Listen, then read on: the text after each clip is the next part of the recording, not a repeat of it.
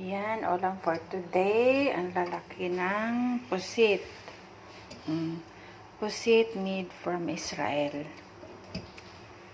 Ayan, tikman natin tong pusit na galing dito sa Israel. Ganito kalaki, oh. Ayan. Isang ganito, ito lahat, worth of 80 shekels. Diba? Hindi na siya fresh kasi ano na siya ng ano, tawag nito, yellow. Pero try pa rin natin kasi na-miss ko na yung pusit na galing sa Philippines. Ito, yes, lutuin natin mamaya.